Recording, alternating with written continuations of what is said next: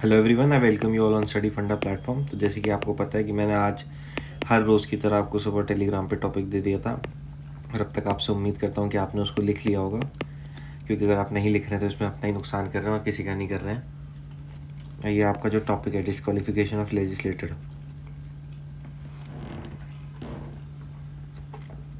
बहुत ही important topic है और CAPFAC 2023 के पर्सपेक्टिव से बहुत इंपॉर्टेंट हो जाता है, क्योंकि अभी ये बहुत ही ज़्यादा न्यूज़ में रहा है।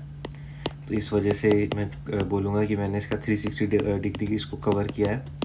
ये किसी भी एंगल से आ जाए, आप उस पर लिख पाएँ, कुछ ना कुछ तो एटलीस्ट लिख पाएँ। तो ये हो गई सारी बातें।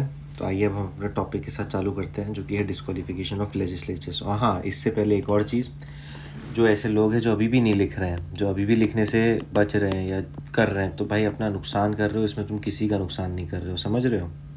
तो प्लीज़ लिखिए, प्लीज़ फोकस रहिए, क्योंकि अब बहुत कम दिन बचे हैं आपके पेपर 1 और पेपर 2 के लिए। मेरा मतलब है CAPF एग्ज़ाम के लिए। और पेपर 2 गेम चेंजर होता है, विश्वास करिए, पेपर 2 गेम चेंजर होता है किसी भी टॉपिक के लिए। तो ये हो गई सारी बातें। अब हम आ जाते हैं हमारे टॉपिक पे, जो कि है डिस्क्वालिफिकेशन ऑफ लेजिस्लेचर, विधायक या सांसदों का डिस्क्वालिफिकेशन। तो ये न्यूज़ में क्यों था? अभी आपने देखा होगा, रिसेंटली डिस्क्वालीफाइड हुए थे कई सारे लेजिस्लेचर, क्योंकि अभी 2 इवेंट हुए थे मेजरली। पहला क्या हुआ था, डिस्क्वालिफिकेशन हुआ था मेंबर ऑफ पार्लियामेंट, जैसे कि राहुल गांधी। उनको 2 साल की सज़ा हो गई थी सूरत कोर्ट से 2019 डिफेमेशन केस में, जिसकी वजह से उनको डिस्क्वालीफाई कर दिया था। और दूसरा केस जिसकी वजह से डिस्क्वालिफिकेशन न्यूज़ में है, वो है महाराष्ट्र केस 2022 का, उद्धव गुट वाला और एकनाथ शिंदे वाला केस, जो कि सुप्रीम कोर्ट ने जिसका डिसीजन अभी दिया था। इन 2 केसेस की वजह से डिस्क्वालिफिकेशन काफ़ी न्यूज़ में आया और इस पर एक डिबेट चालू हो गई। तो कॉन्स्टिट्यूशनल प्रोविजंस क्या है डिस्क्वालिफिकेशन के लिए? आर्टिकल 102 191 है। आर्टिकल 102 क्या कहता है कि क्या बोलते हैं, आर्टिकल 102 है MPs के लिए और MLAs के लिए है आर्टिकल 191। और आर्टिकल 102 क्या बोलता है कि जो पार्लियामेंट है वो एक लेजिस्लेशन बना सकती है और उसमें कंडीशन डिफाइन कर सकती है डिस्क्वालिफिकेशन के लिए मेंबर ऑफ पार्लियामेंट्स के। और जो ग्राउंड्स ऑफ डिस्क्वालिफिकेशन जो कि संविधान में मेंशन है, उनमें कई सारी चीज़ें हैं, जैसे कि प्रॉफिट मेकिंग पोजीशन पे हैं भारत सरकार में, स्टेट गवर्नमेंट में, अनसाउंड माइंड है, अनपेड इंसॉल्वेंट है, या फिर क्या बोलते हैं, सिर्फ भारत की नागरिकता नहीं है फिर भी मेंबर ऑफ पार्लियामेंट बन गए। ये सारे कुछ ग्राउंड्स हैं जो कि कॉन्स्टिट्यूशनल डिफाइन करता है। बाकी सारे ग्राउंड्स जो हैं वो रिप्रेजेंटेशन ऑफ पीपल एक्ट 1951 में दिए गए हैं for the disqualification of an MP और MLA। और ये वाला जो डिस्क्वालिफिकेशन है वो प्रेसिडेंट करता है, ध्यान रखना। दूसरा डिस्क्वालिफिकेशन का क्या है, 10 शेड्यूल। अगर एक पर्सन लेजिस्लेटिव असेंबली में या कहीं भी अपनी पार्टी के अगेंस्ट जाता है या फिर वॉलंटरीली विड्रॉल कर लेता है पार्टी की मेंबरशिप से, तो उसको 10 शेड्यूल के अंदर डिफेक्शन लग जाता है और उसको स्पीकर जो है वो डिस्क्वालीफाई कर देता है। अब इसके साथ चैलेंजेस क्या क्या एसोसिएटेड है डिस्क्वालिफिकेशन के साथ? लीगल चैलेंजेस हैं। फॉर एग्जांपल, डिस्क्वालिफिकेशन कोर्ट में चैलेंज हो जाता है, बहुत लंबे केसेस चलते हैं।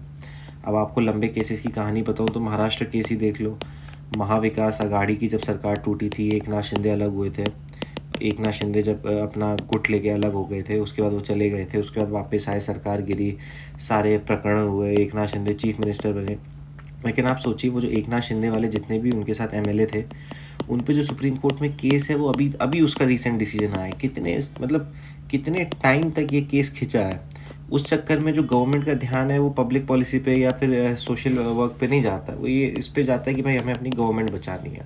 तो लीगल चैलेंजेस है, इन्फोर्समेंट चैलेंजेस है। इन्फोर्समेंट चैलेंजेस कैसे होगा कि मान लो जो किसी लेजिस्लेटर को डिस्क्वालीफाई कर दिया, लेकिन वो अपनी सीट वेकेट करने से मना कर देता है कि नहीं, मैं सीट वेकेट नहीं करूँगा। इससे इन्फोर्समेंट चैलेंजेस ऑकर होते हैं। एग्जांपल के तौर पे 2017 में इलेक्शन कमीशन ऑफ इंडिया ने एक पॉलिटिकल लीडर थे तमिलनाडु असेंबली से, उनको डिस्क्वालीफाई कर दिया था, बट उन्होंने अपनी सीट ही वेकेट करने से मना कर दिया, तो लीगल टसल चालू हो गया। मेजर इम्पैक्ट पड़ता है वोटर्स पे डिस्क्वालिफिकेशन से। कोई भी वोटर, उसको क्या लगता है कि उसने जो मैंडेट दिया था, जिसको उसने चुन के भेजा था, उसके साथ ज्यादती हुई है। अगर उसके साथ ज्यादती हुई है तो ये रिप्रेजेंटेटिव डेमोक्रेसी है, मतलब एक वोटर के साथ भी ज्यादती है। एग्जाम्पल के तौर पे 2019 में 17 MLA डिस्क्वालीफाई हुए थे कर्नाटक के, और इसकी वजह से वोटर्स में एक भ्रम टूट गया था उनका, उनको बहुत बुरा लगा था, क्योंकि उनके जो इलेक्टेड रिप्रेजेंटेटिव है उनको अनफेयरली टारगेट किया गया। पॉलिटिकल चैलेंजेस हैं। डिस्क्वालिफिकेशन कई बार पॉलिटिकल स्कोर और पॉलिटिकल वेंडेटा के उसको सेटल करने के लिए हो जाता है। एक और पॉइंट आप लिख सकते हो कि अदर चैलेंजेस में, कि भाई अगर मान लो डिस्क्वालीफाई कर दिया, RPA के तहत प्रेसिडेंट ने कि भाई ये डिस्क्वालीफाई हो चुका है, और कन्विक्शन के बेसिस पे बेसिकली। और कन्विक्शन अगर सुप्रीम कोर्ट या हाई कोर्ट में पेंडिंग है, उसी बीच इलेक्शन कमीशन ऑफ इंडिया ने अगर चुनाव करा दिया, बाई इलेक्शन करा दिया और वो चुन के आ गया दूसरा नेता, तो अब ये वाला उस जगह का MP माना जाएगा कि जो पहले डिस्क्वालीफाई हुआ था उसका कन्विक्शन हट गया, वो वाला MP माना जाएगा। इसमें आप एग्जांपल दे सकते हो लक्षद्वीप MP का। जो लक्षद्वीप के मेंबर ऑफ पार्लियामेंट थे, उनको 10 साल की सज़ा हुई, जिसकी वजह से उनका डिस्क्वालिफिकेशन हो गया as a member of parliament. इसके बाद क्या हुआ, वो हाई कोर्ट में गए, हाई कोर्ट ने उनकी कन्विक्शन पे स्टे लगा दिया। अब वो वापस से एलिजिबल हो गए मेंबर ऑफ पार्लियामेंट बनने के, लेकिन अभी 2 से 3 साल हो चुके हैं, उनको उनकी सीट वापस नहीं मिली, क्योंकि लोकसभा सेक्रेटरीट को भी नहीं पता है कि आखिर इस मामले में करना क्या होता है। सुप्रीम कोर्ट की जजमेंट्स क्या है इस मामले में। सबसे पहला lily Thomas versus union of India में सुप्रीम कोर्ट ने सेक्शन 8 क्लॉज 4 था, जो रिप्रेजेंटेशन ऑफ पीपल्स एक्ट 1951 का, उसको अनकॉन्स्टिट्यूशनल डिक्लेयर कर दिया। क्योंकि 8(4) क्या करता था, जो MPs MLA थे जो कि कन्विक्टेड थे, वो ऑफिस में रहते थे जब तक उनको उनकी जो कन्विक्शन है वो डिस्पोज ऑफ नहीं हो जाए। फॉर एग्जाम्पल, उनको कुछ एक्स्ट्रा टाइम मिलता था, क्या बोलते हैं, 3 महीने का, या आई थिंक उसके अराउंड, कि भाई उनको इतना समय है कि वो हाई कोर्ट पे रीच कर पाए और क्या बोलते हैं, वहाँ पे जो कन्विक्शन है उसकी स्टे ले पाए जब तक वो मेंबर ऑफ पार्लियामेंट रहेंगे। इस पर और जो कोई मान लो कोई MP MLA नहीं है, कोई नॉर्मल सिटीज़न है, उस पर जैसे ही 2 साल का कन्विक्शन लगेगा, वो इमीडिएट डिस्क्वालीफाइड हो जाएगा इलेक्शन लड़ने से भी। तो समझ गए आप लोग।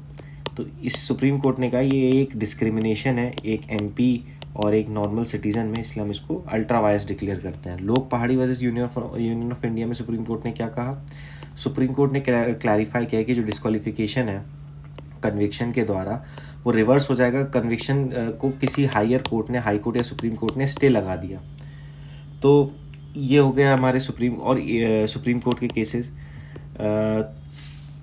के, मतलब लोग पहाड़ी case, lily Thomas case, disqualification से रिलेटेड जो हमने डिस्कस कर लिए। अब हम आ जाते हैं कि हमें करना क्या चाहिए। देखिए, एक टाइम बाउंड प्रोसेस होनी चाहिए। डिस्क्वालिफिकेशन की कोई भी प्रोसेस हो लेजिस्लेचर की, वो टाइम बाउंड होनी चाहिए ताकि वो इनडेफिनिटली ड्रैग ना करे। फॉर एग्जांपल के तौर पे 2018 में दिल्ली हाई कोर्ट ने डायरेक्ट किया था इलेक्शन कमीशन को कि भाई जो कंक्लूड कर दे वो डिस्क्वालिफिकेशन प्रोसीडिंग, जो आप MLA 3 महीने के अंदर अंदर, ताकि जो डेवलपमेंटल वर्क है या गवर्नमेंट वर्क है वो हर्ट ना हो। पॉलिटिकल न्यूट्रलिटी होनी चाहिए। जो डिस्क्वालिफिकेशन प्रोसेस है वो पॉलिटिकल इंटरफेरेंस से फ्री होना चाहिए और किसी टूल की तरह यूज़ नहीं होना चाहिए पॉलिटिकल स्कोर सेटल करने के लिए। प्रोसेस जो है ऑब्जेक्टिव क्राइटेरिया पे होनी चाहिए, इन्फ्लुएंस नहीं होनी चाहिए पॉलिटिकल कंसिडरेशन से। एग्जाम्पल के तौर पे सुप्रीम कोर्ट ऑफ इंडिया ने एम्फोसाइज़ किया था कि जो डिस्क्वालिफिकेशन है वो मीन्स ऑफ पॉलिटिकल वेंडेटा नहीं होना चाहिए, मतलब अपने पॉलिटिकल गेंस के लिए आपको डिस्क्वालिफिकेशन नहीं करना चाहिए।